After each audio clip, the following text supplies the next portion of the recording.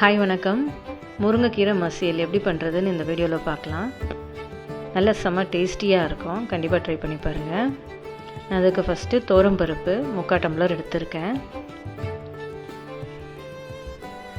மற்ற தேவையான பொருட்கள் பார்க்கலாம். வெங்காயம், சின்ன வெங்காயம், தக்காளி, பச்சை மிளகா, பூண்டு, மஞ்சத்தூள், பெருங்காயம் இதெல்லாமே ஃபஸ்ட்டு எடுத்து வச்சிடலாம். அந்த தோரம்பருப்பை நல்லா கழுவிட்டு தண்ணி பிடிச்சிட்டு வந்துடலாம். இது கூட மஞ்சத்தூள், பெருங்காயத்தூள், நம்ம எடுத்து வச்சிருந்த சின்ன வெங்காயம், தக்காளி, பூண்டு, பச்சை மிளகா இது எல்லாத்தையுமே ஒன்றா சேர்த்து நல்லா கலந்து விட்டுடலாம். இது கூட 1 ஸ்பூன் ஆயில். குக்கர் போட்டு மூடி வச்சு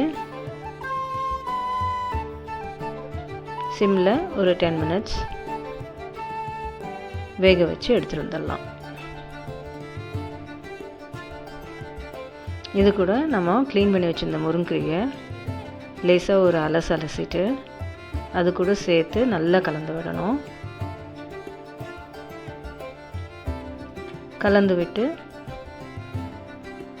இது ஒரு விசில் வந்த உடனே எடுத்து ஒரு சட்டியில் கொட்டி நல்லா கடைஞ்சிடலாம்.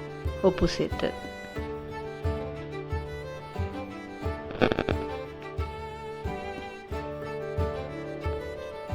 இது கூட தாளிக்கிறதுக்கு வெங்காயம், காஞ்ச மிளகா, 2 பூண்டு நல்லா தட்டி எடுத்துக்கலாம்.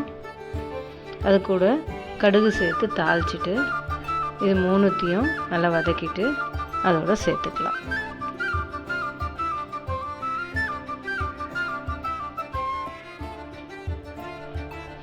நல்ல ஒரு டேஸ்டியான முருங்கைக்கீரை மசியல் ரெடி ஆகிடும். கண்டிப்பாக ட்ரை பண்ணி பார்த்துட்டு சொல்லுங்கள்.